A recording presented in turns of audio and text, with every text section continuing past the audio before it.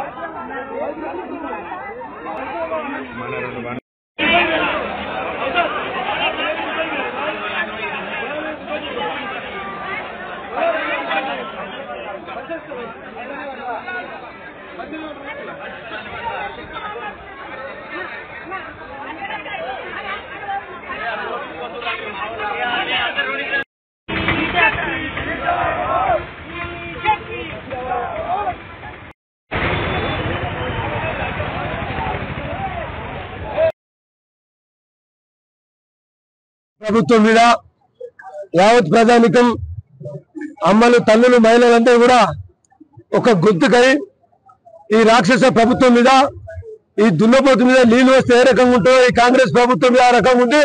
మరి యొక్క కాంగ్రెస్ ప్రభుత్వం అసమర్థత ఎమ్మెల్యే స్థానిక చెప్పండి శాసనసభ్యులు గారు వారు ప్రజలకు ఇచ్చిన మాటను విస్మరించారు।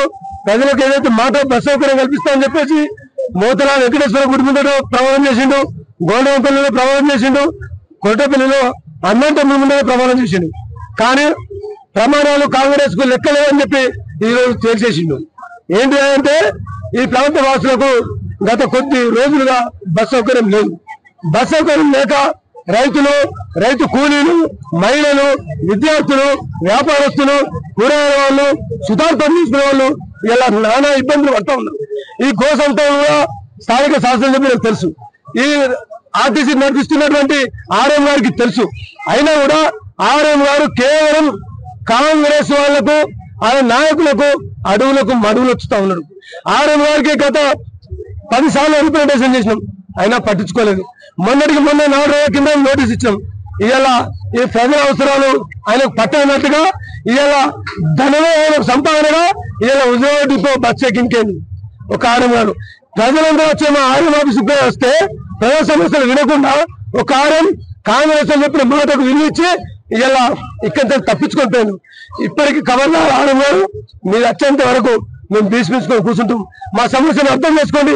కాంగ్రెస్ నాయకులారా, ఈ రాష్ట్ర ప్రభుత్వం ఎన్నుకున్నటువంటి రవాణా మంత్రి గారు మీరన్నా ఇప్పటికి ఆలోచించి మా ప్రజల అవసరాన్ని తీర్చాలని చెప్పేసి తక్షణమే బస్సు సౌకర్యం కల్పించాలని, లేని ఏడలో ఇలా ఆర్ఎం గారు వచ్చి మాకు బస్సు సౌకర్యం ఇష్టమైన హామీ ఇచ్చేంత వరకు, లేకపోతే బస్సులు ఇచ్చేంత వరకు మేము ఇక్కడి కదలం।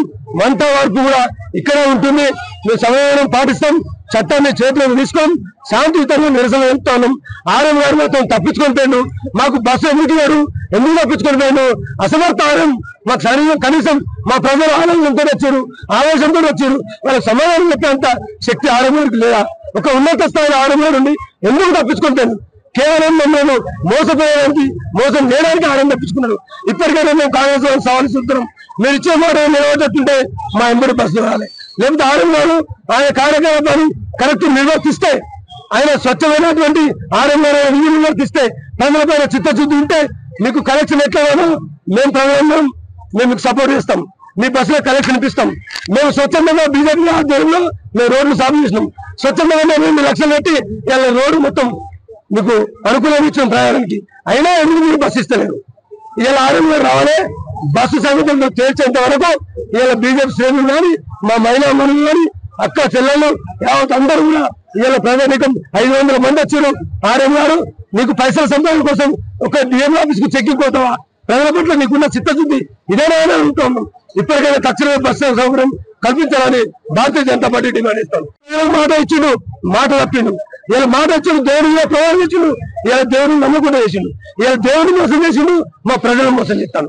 ఎమ్మెల్యే వచ్చి 3 రోజులుగా బస్ అప్పారు, రెండేళ్ళు అవుతుంది అసమర్థం ఏం చెప్తున్నాను 3 రోజులు బస్సు ఇస్తానే ఇలా 2 ఏళ్ళు బస్సు ఎందుకు ఇస్తలేవు అంటే ప్రభుత్వం నీ ఉంటుంది నువ్వు ప్రజలను పట్టించుకుంటావు ప్రజలను విస్మరిస్తా ఉన్నావు నీకు రానున్న ఈ ప్రజలకు తగిన బుద్ధి చెప్తారు ఈ రాష్ట్ర గవర్నమెంట్ కూడా ఈ యొక్క కాంగ్రెస్ పార్టీకి తగిన బుద్ధి చెప్తారు ఈ మూల్యం చెల్లించుకోక తప్పదు ఈ బస్సు వచ్చేంత వరకు ఇలా మా శ్రేణులు కానీ మా ప్రజలు కానీ మా మహిళలు కానీ అందరం ఇక్కడనే ఉంటాం ఎట్టి పరిస్థితులు పోయేది లేదు ఈ యొక్క ధర విరమించేది లేదని చెప్పేసి మేము శాంతియుతంగా ఇస్తున్నాం చట్టాన్ని చేతులు తీసుకుంటున్నాం శాంతియుత నిరసన తెలుపుతా ఉన్నాం బస్సు ఇచ్చేంత వరకు మేము పోరాడతామని చెప్పి సందర్భం తెలియజేస్తాను మేకల ప్రభాకర్ యాదవ్ బీజేపీ రాష్ట్ర కార్యదర్శులు ఎక్స్ సర్పంచ్ కోరటపల్లి దీక్షకు నోటీస్ ఇస్తాం ఈరోజు దీక్ష పట్టేనా ఈ బస్సును సాధించాలని వరకు విస్మరించమని చెప్పేసి ఈ సందర్భంగా తెలియజేస్తా ఉన్నాం బస్సు వేయాలి బస్సు ఎందుకు వేస్తలేరు వచ్చిన బస్సులు ఎందుకు బంద్ చేసిర్రు ఖచ్చితంగా మాకు బస్సు కావాలి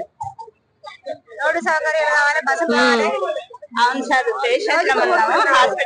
పిల్లలు కాలేజీకి ఎట్లా పోతారు కూలి పని చేసుకుంటూ ఎట్లా చేస్తారు కూలి పని చేసుకుంటేనే కదన్నా మేము బతికేది పిల్లలు కాలేజీకి ఎట్లా పోవాలి మాకు చాలా 2 సంవత్సరాలు అవుతుంది 2-3 సంవత్సరాలు అవుతుంది వచ్చింది బస్సు రేవంత్ సార్ గెలిచినాక వచ్చిన బస్సు మళ్ళీ బంద్ అయింది ఎమ్మెల్యే సార్ కూడా కలిసిరు ఎమ్మెల్యే సార్ కూడా లెటర్ ఇచ్చిరు సారు వేస్తాము అని అన్నారు వేపిస్తా అని అన్నారు బస్సు వేయలేదు ఏమేయలేదు కంపల్సరీ మాకు బస్సు కావాలి రోజు కూలీ వేసుకుంటూ ఎట్లా పోతారు ముసలోళ్ళు ఎట్లా పోతారు హాస్పిటల్ పోవాలంటే ఒక 1000 రూపాయలు ఆటోకి అవుతుంది 1000 రూపాయలు ఆటోకి పెట్టినాక మేము హాస్పిటల్ ఎట్లా ఉంచుకుంటాం చాలా ఇబ్బంది మేము చెప్పినా కూడా ఇప్పుడు కొత్తపల్లికి వచ్చి హాస్పిటల్ ఉంచుకోవాలంటే ఆటో 1000 రూపాయలు మాక్సిమం 1000 రూపాయలు ఆటో సోదాలు వాళ్ళు ఏమంటారు